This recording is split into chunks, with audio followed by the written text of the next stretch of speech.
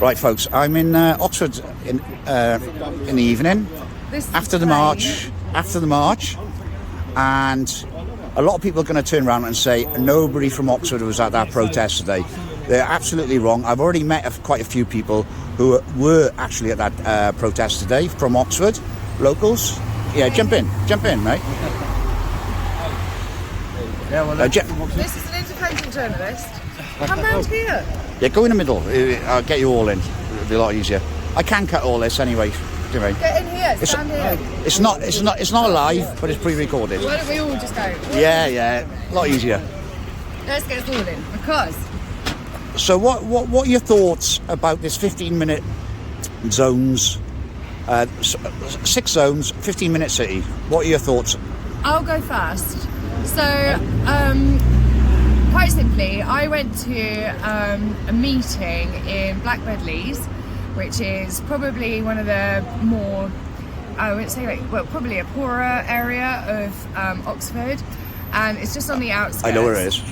Yeah, well, I've been listening to people, real testimonies from real people who have been basically saying how much their life has been made a misery because of this. And this is about pushing all of the problems really to the deprived areas. These guys don't have a voice. You're talking to, listening to testimony from, like single parents with disabled children who now their lives are completely ruined. They're made a misery because of these LTN'S. No one's listening to them, and it's a disgrace. You've got an area in Oxford, that way, which is called Magdalen Road in East Oxford. These guys want to make Magdalen Road Village, okay? Because listen, they have a lot of money, right? And what they want to do is if you want to live in a village, go and buy a house in a village. Magdalen Road is a road. And these LTNs are making everybody's life a complete misery. Taxi drivers, all of the businesses down here on Cowley Road are suffering. Emergency services are suffering. And now we're talking about bus gates. So now we're talking about actually segmenting the city into 6 different districts. It sounds to me very much Hunger Games. Hunger Games, okay? Yeah, it is the Hunger Games. And the worst thing about this is the arrogance, the pure arrogance of the council. When you try to talk to them, even if you try and they put all their beautiful, it all sounds lovely language. They're going to make everything. It's all deliberately all dressed up in all this great language. But you try and challenge them with just really simple questions. Then they block you on Twitter. They won't listen to you. You go to their meetings, and they won't listen to you. They won't allow you to have a voice. They won't allow you to ask any difficult questions. They won't answer any questions. And they're arrogant, and a lot of these councillors don't even live in this city, and nobody wants this. They have falsified so much, it's all based on dodgy data. They refuse to actually produce the data from the LTN consultations. The only way you could get the data was from a Freedom of Information request. Yeah, I heard the consultation. The council have been. Essentially they did these online consultations. Wasn't it 92% disagreed with it? Yeah, there was so they and what they did at the beginning was they put all of these LTNs in when there was kind of lockdown and everything like that. It kind of worked because no one was around, okay? No one was allowed out. And then they went, yeah, this is a success. Now, the one thing that people need to ask themselves is this, okay? If the motivation was anything to do with climate policy, then why, when proven that it's increased congestion, increased journeys, increased emissions, pollution, all on the boundary roads, all in the poorer areas, why then do you think that that is still anything to do with any kind of green motivation? It isn't. It's about something else. It's about control. We all see it. We can all see it.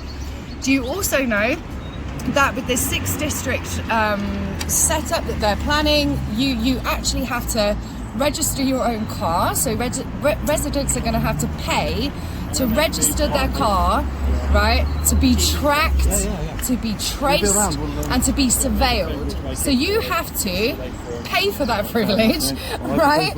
No one asked for this. This breaks the social contract, and they are basically now criminal, in my opinion. And there's a huge. What we've seen today is fantastic. It's been a lot of people coming together and saying we actually just don't want this, and I hope that the council can see this and that they, here's hoping, they'll see it, they'll listen. Wow, we live in hope. This has actually been passed in 100 different towns and cities. I know, and it's global. It's happening in Canada. Because it's happening everywhere. Here first, and it's coming in 2024. But we know that. But Oxford has always been a test ground.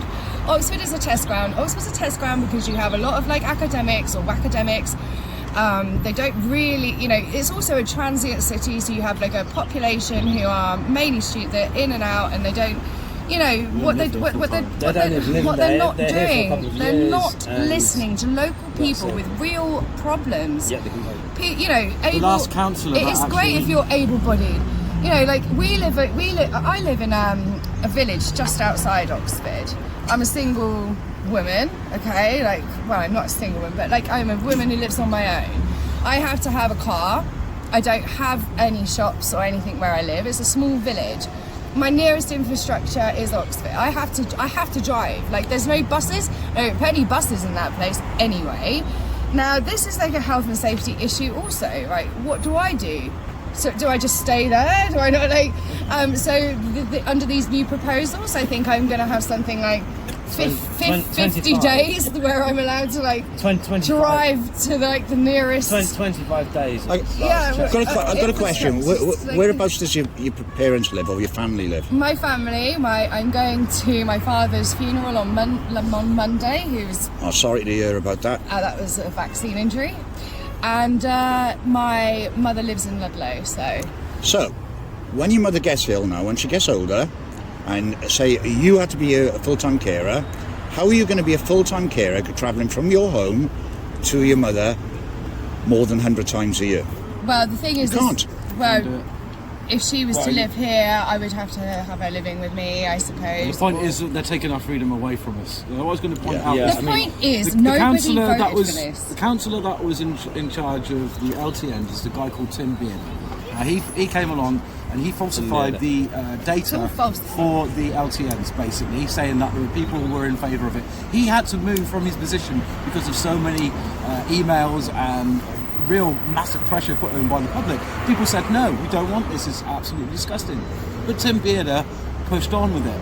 That at the time they said they weren't going to be permanent, but then all of a sudden during lockdown they made them permanent.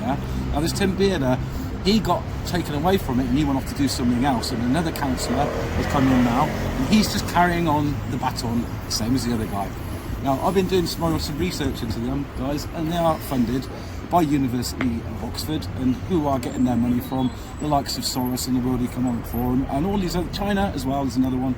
That's where the money's coming from, to actually destroy our freedom. It's not coming from our government, it's coming from elsewhere. Yeah, but what you're going to find is that our government is controlled anyway by these people. Of course it is. Yeah, but of course. Well, that's right, and that's just like the Pfizer documents that have come out. That Pfizer are turning around, as far as I'm aware, what I've been told most recently is that Pfizer are turning around. Well, the government told us to do this. This is how we're supposed to play this out.